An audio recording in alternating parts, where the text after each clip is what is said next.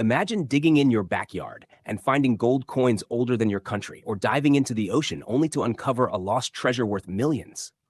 Sounds like a pirate movie, right? Nope, this is real life. Today, we're counting down 7 of the most mind-blowing treasure discoveries ever found, from ancient empires to sunken ships, and even a hammer that led to history's biggest Roman hoard. These aren't just stories, they're buried legends brought back to light. Let's dig in. Saddle Ridge Hoard, treasure in a rusty can. The Saddle Ridge Hoard was discovered in February 2013 on private land in Northern California. The exact location remains secret, but it's known to be on a hillside not far from the area of the 1849 gold rush. The couple who found it, known only as John and Mary, chose to remain anonymous. They had lived on the 200-acre property for several years, but had no idea who buried the gold coins. Even after they moved away, they kept their identities and the location hidden to prevent people from showing up uninvited to search for more gold. The discovery happened while they were taking a casual walk with their dog. Although they'd passed that trail many times, that day they noticed a rusty metal can sticking out of the ground. When Mary saw the can poking out, John tried to pick it up, but it was stuck. He used a stick to pry it loose. It was incredibly heavy. They thought it might be full of paint. After struggling to carry it home, the lid cracked open, revealing gold coins inside. The next day, they returned with some simple tools. Not far from the first can, they found a second one, also full of coins. They began digging deeper, even using a metal detector. The result? 8 cans filled with 1,427 gold coins. Most of the coins were $20 Liberty heads, and many were still in mint condition. Their total value? $10 million. Dot 2. Staffordshire Hoard, royal gold in a farmer's field. The Staffordshire Hoard was discovered by Terry Herbert, a member of a metal detecting club, on July 5, 2009. At the time, he was scanning a recently plowed farmland near Hammerwich, Staffordshire, using a metal detector. In just the first 5 days, he unearthed 244 gold objects from the soil. He immediately reported the find to local archaeological authorities. The landowner, Fred Johnson, gave permission for a more extensive excavation to uncover the rest of the treasure that might still be hidden underground. Interestingly, most of the hoard consisted of military objects. There were no household items or women's jewelry like typical Anglo-Saxon finds. It's believed the items were carefully selected before being buried. The majority of the items in the hoard were crafted in the 7th century. Some of the garnets used in the artifacts are thought to have originated from faraway places like Sri Lanka. Once all the objects were recovered, a 10-year research project began to study the treasure in depth. In 2019, the results were published in a book titled The Staffordshire Hoard, an Anglo-Saxon Treasure, and also made available online. Many of the artifacts were found in broken condition, and experts worked meticulously to reconstruct the pieces. Even though a lot of them were incomplete, they tried to match each fragment carefully. Most of the gold items are believed to date back to between 650 and 675 AD. While archaeologists have uncovered some details about the origin and age of the hoard, the reason for its burial, and by whom, remains a mystery. One of the most significant finds was as an ancient battle helmet. However, it was discovered shattered into around 1,000 fragments. Historians believe it may have once belonged to a king. The hoard was officially valued by the Treasure Valuation Committee at £3,285, a reward that was shared equally between the finder and the landowner. Museums interested in acquiring the hoard were required to split the cost. Atocha treasure, sunken riches beneath the sea. This isn't a pirate movie, bro. This is the story of Nuestra Señora de Atocha, a Spanish galleon that sank in 16122 in the Caribbean Sea. The Atocha was part of the Spanish treasure fleet, carrying loot from the New World back to Spain. But fate had other plans. The ship sank off the coast of Florida, carrying 40 tons of gold, silver, emeralds, and priceless artifacts. But hold on, the story doesn't end there. In 1969, a treasure hunter named Mel Fisher began searching for the shipwreck. He spent 16 years hunting for it, through storms, bankruptcy, and even the tragic loss of his son at sea. But he never gave up. Then finally, In 1985, he struck gold. Literally, tens of thousands of gold and silver coins, thousands of artifacts and Colombian emeralds. Total estimated value, over $450 million. To this day, it's one of the greatest shipwreck treasure discoveries in human history. Mel Fisher became a legend. Armed with old maps, historical records, and unshakable belief, he moved to Florida and founded a company called Treasure Salvers, Inc. They dived, investigated, and scanned the ocean floor every single day. His slogan? Today's the day. He said it every morning for 16 years. This wasn't just a long search, it was a brutal one. Mel Fisher spent millions of dollars, going bankrupt multiple times.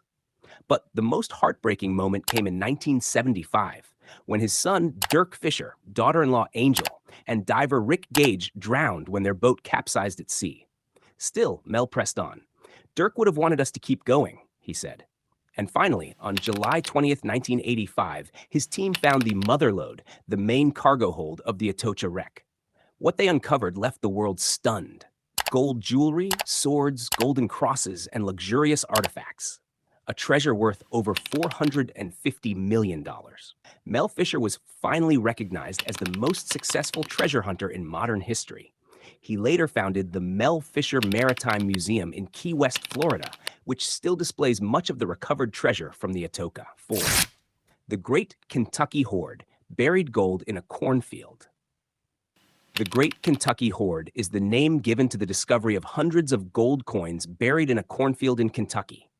The coins date from 1840 to 1863 and are believed to be linked to the American Civil War, which occurred from 1861 to 1865.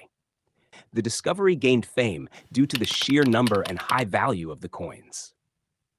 Discovered in 2023, a Kentucky resident who has chosen to remain anonymous was doing routine yard work on his property. Suddenly, he spotted a few shiny gold pieces poking out of the soil. At first, it was just one or two, but when he dug deeper, he realized there were over 700 gold coins.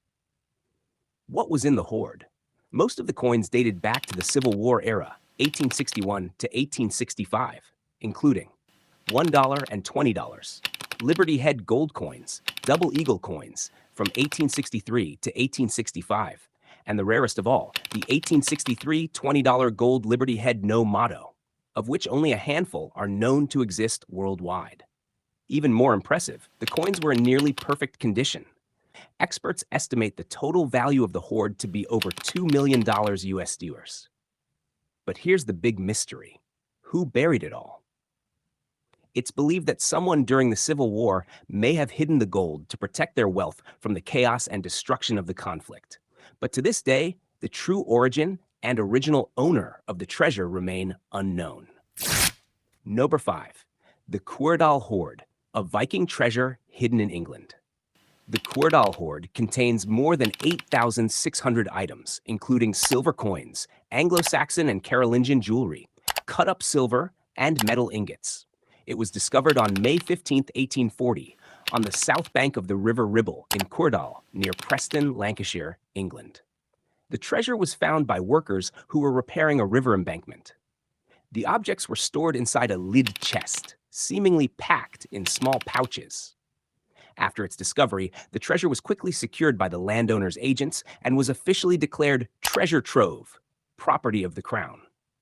The remaining items were handed over to Queen Victoria as the Duchess of Lancaster, though, reportedly, each worker kept one coin for themselves. The coins found in the hoard suggest that it was buried between 905 and 910 AD, shortly after the Vikings were expelled from Dublin in 902. Back then, the Ribble Valley, now a peaceful rural area, served as a major Viking travel route between York and the Irish Sea. Given this and the Norse-Irish origins of much of the bullion, plus the presence of newly minted coins from Viking-controlled York, experts believe the hoard may have been a war chest. It was likely gathered by exiled Norse-Irish forces, possibly intended to fund a military expedition to retake Dublin, using the Ribble estuary as a staging ground. Estimated value of the Cuerdale Hoard.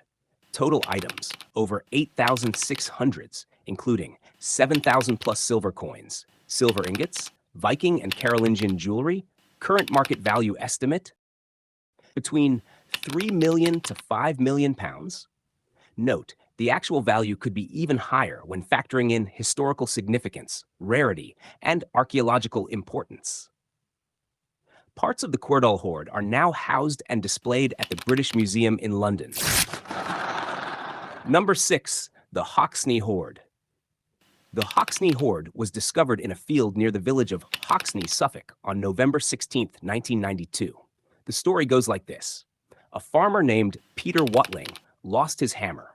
He asked his friend Eric Laws, a retired gardener and metal detector hobbyist, to help look for it. But instead of finding the hammer, Eric stumbled upon a silver spoon, gold jewelry, and a pile of gold and silver coins. They didn't dig any further. Instead, they immediately reported the discovery to the police and the landowner. The next day, a team of archaeologists arrived and excavated the hoard in just one day. Some parts were even lifted in solid blocks to be studied carefully in a lab. The missing hammer was eventually found too and was donated to the British Museum.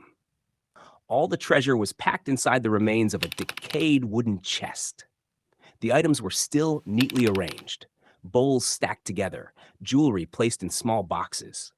Although some parts had been slightly disturbed by animals or plowing, most of it remained intact. Thanks to Eric's quick report, archaeologists were able to preserve the original layout of the hoard. The hoard was brought directly to the British Museum. Just 3 days after the discovery, the news hit the front page of the Sun newspaper, complete with a photo of Eric and his metal detector. At the time, the full contents and value weren't yet known. The museum held a press conference, but the media quickly lost interest, which turned out to be a blessing. Curators could then sort and clean the artifacts in peace. The initial cleaning was completed within a month. Estimated value of the Hoxne Hoard. Total items, around 15,234 including gold jewelry, gold and silver coins, spoons, bowls, and other luxury household items from the late Roman era. Coins alone, over 10,000 gold and silver coins. Period, 4th century AD, late Roman Britain. Official valuation in 1993, 1.75 million. Estimated current value as of 2025, between still 4 million to 6 million pounds. Note, these values do not include the enormous archaeological and historical importance of the hoard. The Hoxne Hoard is considered the largest and most intact Roman treasure ever found in Britain, and a crucial source for understanding the late Roman period. Number 7, the Środa Śląska treasure. A small town, a big surprise. Back in 1985, in the quiet town of Środa Śląska, Poland, construction workers were tearing down an old house on Daszyńskiego Street. While digging up the foundation, they hit something unexpected. A massive clay pot buried in the ground. Inside, a stash of gold coins from the 14th century. At first, no one thought much of it. Some coins were even sold at flea markets or casually traded in bars. Local officials didn't realize they were sitting on one of Europe's greatest medieval treasures. 3 years later, the real bombshell. In 1988, workers returned for more renovations and struck gold. Literally. This time, they uncovered a golden crown fit for royalty, gem-covered necklaces and ornate pendants, brooches with regal designs, more gold coins from Bohemia and Hungary, Gothic and Oriental-style jewelry, fragments of a long-lost treasure chest. The discovery sent shockwaves through Poland. The government quickly stepped in, secured the site, and launched a full-blown investigation. So, whose treasure was this? Historians believe it belonged to Charles IV, King of Bohemia, who later became Holy Roman Emperor. Here's the twist. In 1348, Charles needed massive funds for his political rise. He borrowed money from Jewish bankers and left royal treasures as collateral in Środa Śląska, a major trade hub at the time. But political chaos, forced expulsions, and shifting powers meant the treasure was never reclaimed, and it stayed buried for centuries. How much was it worth? Experts estimate the treasure's value to be over $100 million. Some say the historical value could be even greater. Vanished pieces and ongoing mysteries. While much of the treasure was recovered, hundreds of coins and pieces of jewelry vanished, taken by locals or lost in the chaos. Some were sold off. Others just disappeared. To this day, the Polish government is still hunting for missing items through museum records, auctions, and investigations. And yes, many believe parts of the treasure are still out there. Where can you see it? The main collection of the Środa treasure is now displayed at Środa Śląska Regional Museum, National Museum in Wrocław. Some pieces have also toured across Europe, stunning museum goers and fueling new research into one of the greatest treasure finds in modern history. Well, who knew digging up dirt could lead to royal crowns and golden coins? From Kentucky cornfields to medieval Poland, these treasures remind us that history isn't just in books, sometimes it's buried right under our feet. So next time you trip over a rock in your backyard, maybe don't kick it, dig a little. Who knows? You might just strike gold. Until next time, stay curious, stay weird, and always carry a shovel. Rib it out.